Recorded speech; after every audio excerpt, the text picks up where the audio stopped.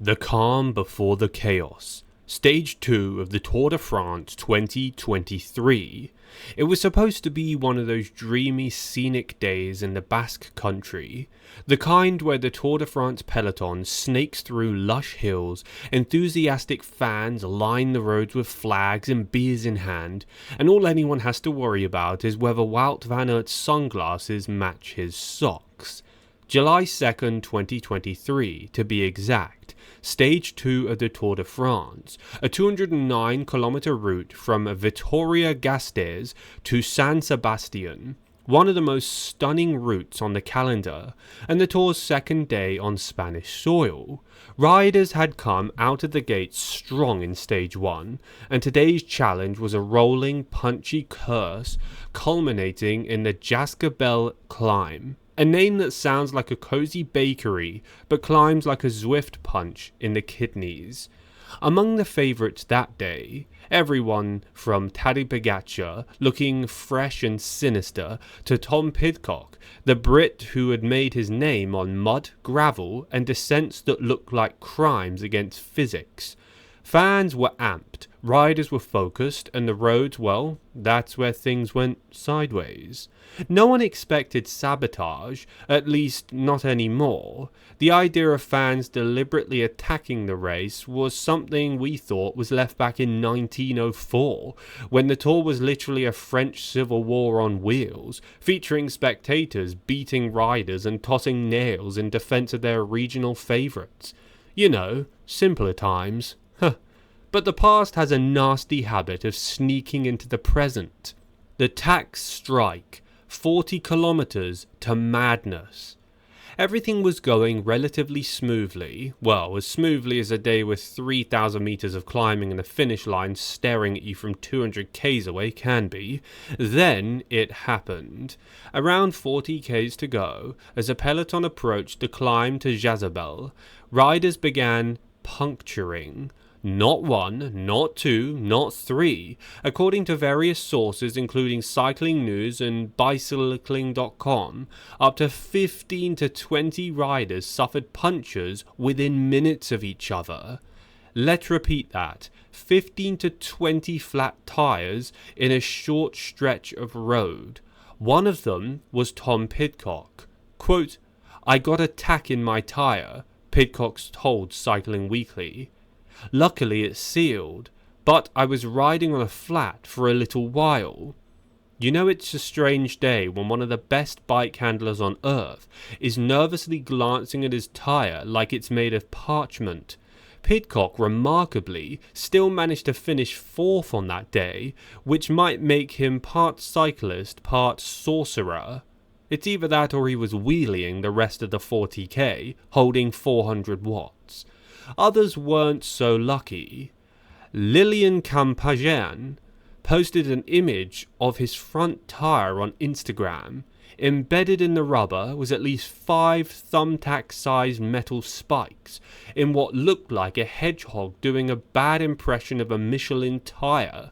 Quote, "Thanks to the morons who threw drawing pins on the road. I hope you fall down your stairs." Luke Dubbridge, Mads Pedersen, and several others also suffered punctures. In a race of marginal gains, this was the equivalent of throwing bananas at Olympic runners. And the peloton? They were furious, confused, quietly simmering with the realization that this was not a mechanical error. This was sabotage, and it was intentional. Who did it? Theories, motives, and shrugs. Now let's get this out of the way. No one was caught. No one has been arrested, and no one has confessed. No one is on the run wearing a beret and carrying a sack labelled nails. But we do have theories. Oh, we really do. Theory 1, the Basque separatist fringe theory. Let's tread carefully here. Some online forums and tabloid corners suggested that the attack may have been from fringe political elements that were unhappy with the Tour de France rolling into Basque territory, where political tensions have flared historically, particularly around issues of regional identity. except there's no evidence, no group claimed responsibility, and no specific threats were made in advance. So while it sounds like the opening scene of a gritty thriller, this one remains speculative. Theory 2. It was just some idiot's theory. The most likely explanation: some absolute tools, possibly fueled by too much local cider and too little empathy, decided to reenact the chaos of 1904. Maybe they thought it was funny. Maybe they were rooting for someone and wanted to, quote, shake things up. Maybe they had a beef with bicycle bells. Whatever the reason, the kind of behavior is not new. In fact, it has precedent. In 2012, riders were sabotaged on the Mur de Perguer, where nails on the road caused dozens of flats. Cadel Evans, among others, suffered punctures, and in those cases too, the culprits were never identified. So yes, this might have been a historic reenactment, except instead of muskets we got tacks. Theory 3. Anti-bike activists.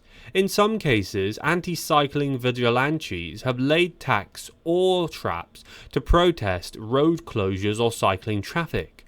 Again, no such messages or crazy pamphlets were found on the course, so this too is guesswork. But the pattern fits. Whoever it was, the motives appear to be disruption. Not injury, thankfully no crashes resulted, but chaos. And for a moment, chaos they got. The investigation. French police, ASO, and radio silence. So what happens when one of the world's biggest sporting events gets sabotaged by absolute hooligans? The tour organisers, ASO, quietly confirmed they were investigating. French and Spanish police reportedly collected samples from the road, including tacks, tyre debris, photos, and even began a search for witnesses or CCTV from the stretch near Jezabel. Except here's the problem: rural road. No obvious cameras, tens of thousands of fans. It's like trying to find a drawing pin in a haystack, filled with more pins. Officially, no one was ever caught. No arrests, no charges, and no follow-up press conference where some crazy guy or an inspector holds up the offending tack and says, "The perpetrator was inside the caravan all along." The size of the tacks, well, they were standard metallic drawing pins, the kind you'd find on a corkboard, only a lot more malicious when stuck into 25mm tyre going 45 k's downhill. Some riders said they were, quote, sharp and clean. Others said they looked like they came from a hardware store. Nothing high-tech, just dumb and dangerous.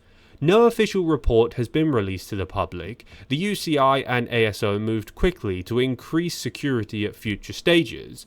But as with any incidents at the tour, from urine-throwing fans to overzealous selfie takers, it's difficult to legislate for dumb. For now, the tacks are gone. The perpetrators are ghosts. Aftermath, reactions, and this will never happen again. In the days following the sabotage, riders were fairly united. This can't happen again. Quote, "It's just not on," said Geraint Thomas when asked. Quote, "It's dangerous. It's not like we're not taking enough risks already. We don't need nails in the equation." Even Pidcock, who managed to laugh it off a bit, remained serious underneath. Quote, "It's sealed luckily, but I was nervous that I'd blow any second on the descent. I had to gamble and keep it going." That's not exactly how you want to ride a Grand Tour mountain descent. What's ironic is that this wasn't even a decisive GC stage. No yellow jersey was lost due to sabotage. The stage winner, Victor Lafay, with a beautiful solo attack. But the headlines weren't about Lafay, they were about tacks. That's what you get when sabotage trumps sport. Thanks for watching today's video. If you have any more information to add on this story, please feel free to comment down below in my comment section. Leave a like on today's video to support my channel, and also subscribe if this is your first time here. If you subscribe, you'll be kept up to date with the latest cycling news, the latest cycling drama, and the latest cycling results. Please tune in to my next video tomorrow. I'll see you guys then.